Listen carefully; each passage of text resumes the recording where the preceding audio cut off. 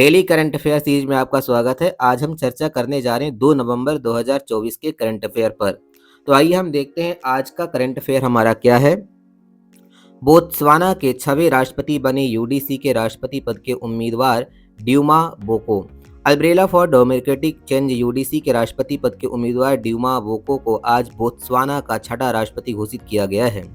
दक्षिण अफ्रीकी देश के चुनावी कानून के अनुसार मतदान से नेशनल असेंबली के 61 सदस्यों 609 स्थानीय पार्षदों का निर्धारण होगा। साथ ही जिस पार्टी के पास कम से कम 31 संसद सीटें होंगी उसे विजेता घोषित किया जाएगा। हीरो के समृद्ध इस दक्षिण अफ्रीकी राष्ट्र में 1966 से बीडीपी का शासन रहा है। इससे पहले कई सारे कार्यक्रम इसमें हुए हैं। भारत और अल्बानिया ने तिराना में द्विपक्षीय परामर्श किया।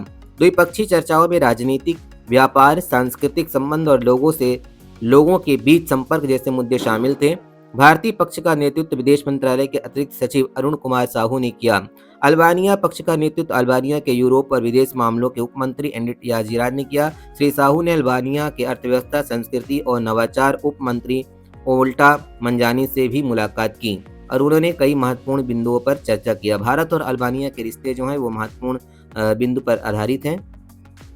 भारत अमेरिका संयुक्त विशेष बल अभ्यास वज्र प्रहार का 15वें संस्करण का हुआ आयोजन। यह अभ्यास अमेरिका के इडाहो में आर्चर्ड कॉम्बैट ट्रेनिंग सेंटर में आयोजित किया जाना है। इसी अभ्यास का पिछला संस्करण पिछले साल दिसंबर में ओमारोई मेघालय में आयोजित किया गया था।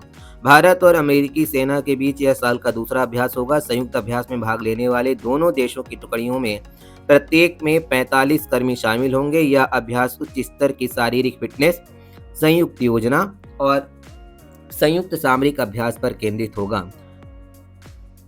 अगला करंट अफेयर हमारा भारत और इंडोनेशिया के बीच संयुक्त विशेष बल अभ्यास गरुड़ शक्ति 24 का 9वें संस्करण का आयोजन। भारतीय टुकड़ी का प्रतिनिधित्व पैराशूट रेजिमेंट और इंडोनेशियाई टुकड़ी का प्रतिनिधित्व विशेष बल कोपासस कर रहा है। इस अभ्यास का उद्देश्य दोनों देशों को एक दूसरे की संचालन प्रक्रियाओं से परिचित कराना तथा दोनों देशों के सेनाओं के विशेष बलों के बीच आपसी समझ और सहयोग बढ़ाना है। इस अभ्यास में दोनों देश विशेष बलों का कौशल बढ़ाने के लिए हथियार, उपकरण, रणनीति और तकनीक से संबंधित जानकारी को साझा करेंगे। प्रधानमंत्री ने भारतीय इलेक्ट्रॉनिक कंपनी बीपीएल संस्थापक के निधन पर शोक व्यक्त किया है। भारत के प्रधानमंत्री नरेंद्र मोदी ने कहा कि श्री नाम्बियार एक अग्रणी नवाचारक और उद्योगपति थे।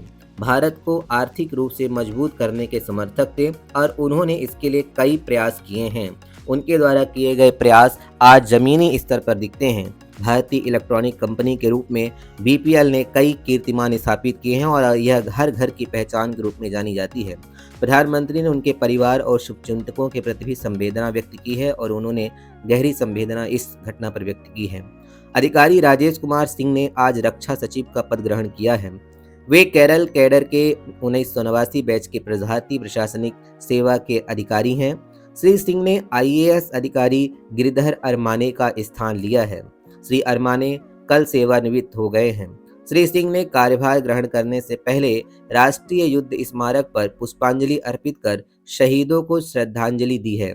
अधिकारी राजेश कुमार सिंह ने रक्षा सचिव के रूप में जो पदभार ग्रहण किया है ये एक महत्वपूर्ण पद है और डिफेंस के हिसाब से आज वर्तमान समय में काफ़ी महत्वपूर्ण निर्णय के लिए जाना जा रहा है। चालू वित्त वर्ष की पहली छमाही में लौह अयस्क उत्पादन में 5.5% की वृद्धि दर्ज की गई है। वित्त वर्ष 2024-25 में अप्रैल से सितंबर तक लौह अयस्क का उत्पादन बढ़कर 13 करोड़ 50 लाख मीट्रिक टन हो गया है। इसी तुलनात्मक अवधि के दौरान परिष्कृत तांबे का उत्पादन 4.6% से बढ़कर 2.39 लाख टन से बढ़कर 2.5 लाख टन हो गया। 2024-25 में अप्रैल से सितंबर तक लौह अयस्क का उत्पादन बढ़कर 13 करोड़ 50 लाख मीट्रिक टन हो गया है। अप्रैल से सितंबर 2024-25 तक मैग्नीज अयस्क का उत्पादन पिछले वर्ष की अवधि में इस वर्ष 6.2% बढ़ा है। राष्ट्रीय युवा पुरस्कार 2022-23 के लिए आवेदन करने की अपील। केंद्रीय युवा कार्यक्रम और खेल मंत्री डॉक्टर मनसुख मंडाविया ने युवाओं से प्रतिष्ठित राष्ट्रीय युवा पुरस्कार 2022-23 के लिए आवेदन करने की अपील की है।